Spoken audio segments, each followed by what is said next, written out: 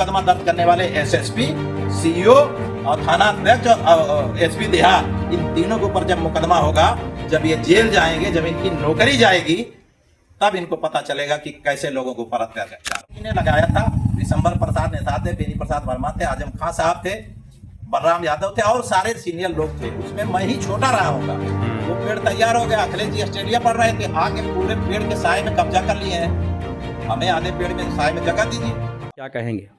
Jail तो हम 11वीं बार गए हैं, कोई नई बार थोड़ी गए हैं, और कोई अपने काम के लिए नहीं गए हैं। ठीक है, जनता के लिए गए हैं, दुनिया देख ही रही है क्यों गए हैं। और देखिए, एक यहाँ पे एक मेरी वीडियो वायरल थी, जिसमें मेरे मुंह से निकल आया कि मेरे पास 3 अवैध असले हैं जिसे मैं खुला लेके चलता हूँ। बस वो अवैध निकल आया, वो वैध था। मैंने अपनी गलती स्वीकार करते हुए दूसरे दिन प्रेस बुलाई और कह दिया मेरे पास अवैध निकल आया, मेरी जबान से फिसल गई। बहुत लोगों की जबान फसली है, कोई बचा नहीं जितने बड़े बड़े नेता है। मैंने भी कहा फिसल गई, वैध की जगह अवैध निकला। मैंने अपनी बात वापस ली, बात खत्म भी हो गई थी। ठीक है, इसी बीच में 2 सप्ताह के बाद मैं दूल्हे आजाद बिन जौनपुर में एक बड़ी घटना है जो हत्या हुई थी। आज देश भर में एक बड़ा मामला बना हुआ है, उसको लेके मैं आमरण वहाँ पे भूख हड़ताल पर था और वहाँ से सरायमीर पुलिस मुझे ले आई। ठीक है, बिना वारंट, बिना मुकदमा, और मुझे रात में यहाँ एक टीवेल है सलीम नाम का, हमारे गाँव ही का है, कट्टा कारतूस मेरे सामने गाड़ी से निकाला जाता है, पटिया के नीचे रखा जाता है, मैं देख रहा हूँ, गौर करिएगा। और फिर वही कट्टा, वही वो क्या नाम है, कारतूस, 100 सरायमीर निकालते हैं मेरे सामने और वीडियो बन रही है। मुझे हंसी आ गई, जैसे बच्चों का खेल होता है, समझ रहे हैं। बहरहाल ये इन्होंने किया, चलिए ठीक है। आपकी जमानत लेने गए थे, वो जमानतदार थे, उनको पुलिस उनके घर आके मना की? क्या मैं हिसाब लूंगा ना, क्या उनसे तो है जमा हमारे राम भवन यादव हैं, और वो एक और लड़का है, ये जो थानेदार है जो आया है जिसने, वो भी कानून के पर्दे में आएगा, बचेंगे नहीं, आप जान लीजिए। मैं अकॉर्डिंग टू लॉ करने वाला, मैं संवैधानिक व्यवस्था में विश्वास करने वाला। कैसे उसकी हिम्मत पड़ गई कि जमानतदारों को कहा मैं अपराधी हूं? कैसे उसने कहा कि आप उनकी जमानत न लीजिए या उनको डरवाया धमकाया? मैं उनसे अभी सवाल करूंगा, मेरे पास अभी नंबर नहीं था, मेरा बेटा था कहीं, अभी नहीं आया है, अभी मैं पूछूंगा उनसे कि कैसे आपने कह दिया। अगर स्पष्ट जवाब नहीं हो तो उनके ऊपर कानूनी कार्रवाई करूंगा। जहां तक यहाँ के एसएसपी का मामला है और सीईओ का मामला है, सीईओ आए थे टेलीफोन पे, मेरे पास रिकॉर्डिंग है। सीईओ ने कहा, मैंने कहा कि आप मेरे लड़के को लेके 4 दिन उनको रखे गैर कानूनी, कहा जांच करना है तो हम तो रखेंगे ही।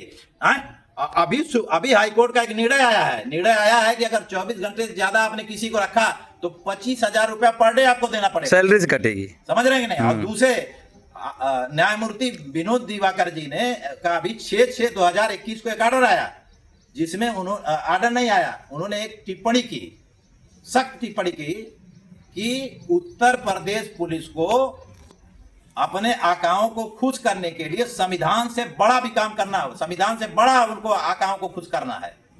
और इनकाउंटर और फर्जी गिरफ्तारी, ये 2 काम इनको अगर अच्छी तैनाती है तो इसके लिए इनके लिए खिलौना बन गया है। वही मेरे ऊपर चरितार्थ है और मुझे उम्मीद है कि न्यायमूर्ति विनोद दिवाकर जी ये जो मेरी रीट होगी वही सुनेंगे और कहूंगा कि साहब अभी 6 ही कोई से महीने में आपने टिप्पणी की थी, लीजिए मैं एक मिसाल लेके चला आया। तब इनको पता चलेगा कि मेरे ऊपर मुकदमा दर्ज करने वाले एसएसपी, सीईओ और थाना अध्यक्ष और एसपी देहात, इन तीनों के ऊपर जब मुकदमा होगा, जब ये जेल जाएंगे, जब इनकी नौकरी जाएगी, तब इनको पता चलेगा कि कैसे लोगों के ऊपर अत्याचार होता है। अब आप बताइए, उत्तर प्रदेश नहीं देश में मैं जाना चाहता हूं, कोई यकीन कर लेगा कि एहसान खान कट्टा और वो ये हमारी हैसियत है जिसके साथ लोकसभा प्रत्याशी रहे आप? मैं कांग्रेस जैसी पार्टी से लोकसभा का प्रत्याशी रहा, समाजवादी पार्टी का संस्थापक सदस्य हूँ, मेरे पास लाइसेंसी असले हैं, मेरे पास बड़ी बड़ी सुरक्षा रही है सरकारी। मैं कट्टा और कारतूस, शर्म आती है कि नहीं? जनता सुनेगी तो क्या कहे? चले, ये है मामला। और दूसरी चीज ये है कि उत्तर प्रदेश में जो नंगा नाच हो रहा है, हम इसके जिम्मेदार थोड़ी हैं। हमें कोई कहे कि हम न्याय के लिए संघर्षरत हैं, संघर्षरत रहेंगे। जहां तक मेरा राजनीतिक मामला है, मेरा घर है समाजवादी पार्टी, मेरा घर है समाजवादी पार्टी, और समाजवादी पार्टी में ही मुझे जाना है।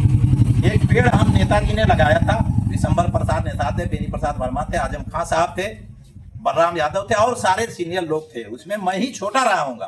वो पेड़ तैयार हो गया, अखिलेश जी ऑस्ट्रेलिया पढ़ रहे थे, आके पूरे पेड़ के साए में कब्जा कर लिए हैं। हमें आधे पेड़ में साए में जगह दीजिए, और नहीं तो ये जान लें, ये धमकी नहीं है, सच्चाई है कि 2003 में मैंने बगावत किया, गद्दोपुर कब्रस्तान, गोविंद साहब मठ को लेके, लोहरा में कुर्बानी को लेके, समझ रहे हैं, और भी तमाम इरफान हत्याकांड को लेके। और वो परवान चढ़ा 2007 जब चुनाव हुआ तो मायावती जी की बहुजन समाज पार्टी को हमने 70% मुसलमानों को वोट दिलवाया, पूरे ब्राह्मणों ने भी एकजुट होकर दिया था, और मायावती बहुमत की सरकार बनाई थी। वही मैं दोहरा दूंगा, ब्राह्मण उसी दाने पर खड़ा है।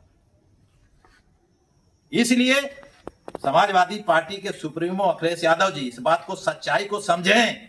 मेरी एक शिवपाल जी से लगातार बात होती रहती है, लेकिन मेरा सवाल सिर्फ, मेरा जो मामला है वो सिर्फ अखिलेश जी से सीधा है। उनका टेलीफोन आएगा तो मुझे जाना है, नहीं आएगा नहीं जाना है। और जहां तक ये लड़ाई है जनहित की, मेरी जिंदगी जब तक है तब तक ये चलता रहेगा, ठीक है। ये जेल नहीं, कुछ भी करे, मुझे कोई फर्क नहीं पड़ने वाला है। मेरा स्वास्थ्य खराब है, मुझे दुख है। सुमैया बिंद कल वहां पे धरना डीएम पे यहाँ जा रही है, और मैं जौनपुर जिला प्रशासन को कहना चाहूंगा कि वो जिसका भाई मरा है, अगर उसके धरने में आपने अवरोध किया, खड़ा किया, ये बेहतर नहीं होगा। बिल्कुल ठीक है, उसको वो धरना देना चाह रही है, उसको अनुमति दीजिए, उसको धरना करने दीजिए।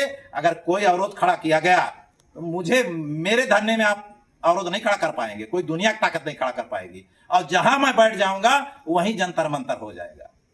ये जनता की ताकत है, ऊपर वाले की दुआ है। और अगर ऐसा ना होता तो पूरा उत्तर प्रदेश, पूरा हिंदुस्तान, 21 को मैं खड़ा हुआ, 22 में सब कुछ हिल गया। आपने देखा क्या हुआ वहां, फोर्स और पुलिस आपने तैनाती देखा होता तो आप घबरा जाते कि अरे बाप रे बाप, एक आदमी के लिए है। हम कौन था? हम थे, अनुराग यादव का परिवार आ रहा था, और वो लड़की का परिवार आ रहा था, और वही सुमैया बिंद के एक भाई है, एक बाप है, एक माता थी, एक सुमैया थी, और कौन था वहां धरने पे? 10-20 औरतें थी। मैंने बताया था कि भीड़ भाड़ मुझे नहीं जुटाना, ये है। अब बताइए, योगी जी के यहाँ गई थी वो 30 तारीख को, अब वो संतुष्ट, अगर योगी जी से वो संतुष्ट होती तो फिर धरना का क्यों ऐलान करती वो? तो मैं सुमैया बिंद से कहना चाहूंगा कि मजबूरी है कि मेरी स्वास्थ्य ठीक नहीं है। सुमैया बिंद से मैं कहना चाहूंगा कि मजबूरी है कि मेरा स्वास्थ्य ठीक नहीं, डॉक्टर ने मुझे मना किया है बुरी, क्योंकि मैं आमरण अनशन पे मैं उठा के गया था, 5-6 दिन मुझे बिल्कुल मना किया है, नहीं तो कल तो मैं जरूर आता। लेकिन ये जान लेना कि मेरे आते वक्त उस बेटी ने आंसू उसके टपक रहा था, कहा था भैया आप जा रहे हैं, अगर न्याय नहीं मिलेगा तो आपको आना पड़ेगा। तो मुझे तो जिंदगी भर आना है, लेकिन सुमैया से और पूरे देश की, प्रदेश की जनता से, विशेष तौर पे निषाद समाज के लोगों से मैं कहना चाहूंगा कि मुझे न्याय लेने आता है, ठीक है। सुमैया बिंद अकेले नहीं है, मैं उस मामले में किसी भी कीमत पर न्याय लेके रहूंगा। और एक बार फिर योगी आदित्यनाथ जी से मेरा अनुरोध है, अटल बिहारी वाजपेयी जी ने कहा था राज धर्म का पालन करिए। कौन कौन भूखा मर रहा है, कौन प्यासा मर रहा है, आप देखिए, ठीक है। वो महिला, वो लड़की की शादी कैसे होगी जो लड़ रही है? नहीं, वो जो जिसका आदमी मर गया, जिसके मांग में सिंदूर नहीं लग पाया, मैंने कहा था 50 लाख रुपया उसको, 50 लाख रुपया आजाद बिंद के परिवार को, 50 लाख अनुराग यादव के परिवार को, ठीक है। इन तीनों लोगों को कम से कम दे दिया जाए। अब उनके लिए तो जिनका जान चला गया, जिनका उजड़ गया, लेकिन पैसे की जरूरत, बिना पैसे के होता नहीं कुछ। सरकार का पैसा, हमारा टैक्स का पैसा आपने क्यों नहीं दिया अब तक? आप दीजिए उसको, अब से ऐलान करिए, और बाकी मामले में न्याय दीजिए, यही मेरा अनुरोध है। और अगर न्याय नहीं दिया गया तो न्याय लेना जनता की ताकत की बदौलत हम जानते हैं, और न्याय लेकर दिखा देंगे। बहुत बहुत धन्यवाद।